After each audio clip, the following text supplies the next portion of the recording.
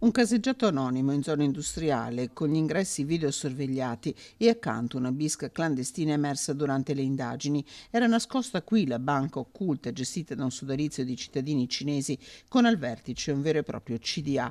Qui nascosti in borse della spesa o scatole di scarpe arrivavano ogni giorno fiumi di denaro che venivano poi riciclati.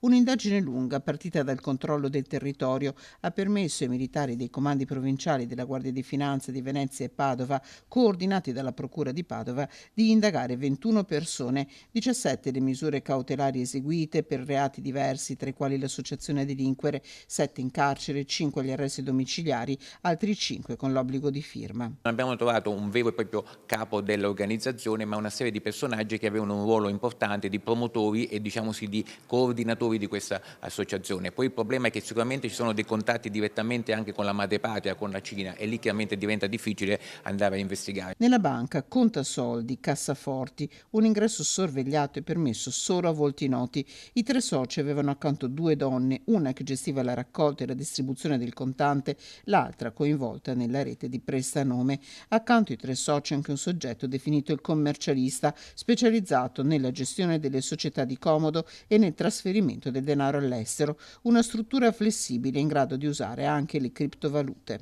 Davvero molto avanzati tecnologicamente, utilizzando comunque un sistema anche antico che è quello della banca occulta e quindi un rapporto di fiducia. Loro avevano disponibilità di cambiare l'assetto finanziario in base alle esigenze del cliente. Il cliente voleva contante? Provvedevano al contante. Il cliente voleva invece investimenti particolari tecnologici con criptovalute? Offrivano anche questo servizio. Oltre 200 i militari impegnati in 35 perquisizioni domiciliari nelle province di Padova, Venezia, Treviso, Brescia, Milano e Prato, che hanno sequestrato 200.000 euro in contanti, $1 milione in criptovalute, gioielli e orologi di valore, autorizzato il sequestro preventivo di beni e contanti per 40 milioni di euro, una rete capillare e sovranazionale con contatti in diversi paesi europei, tra i quali la Germania, 3 i punti di raccolta individuati tra Padova e provincia. Le indagini, anche tecniche, soprattutto tecniche, ci hanno permesso di individuare tanto la banca quanto almeno 3 centri di raccolta del denaro,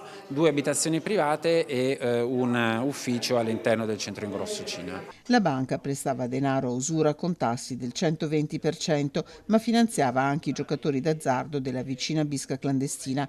Emersi contatti con diversi imprenditori italiani, tra di loro uno domiciliato a Dubai e posto agli arresti domiciliari per aver riciclato tra ottobre e lo scorso aprile 600.000 euro in contanti.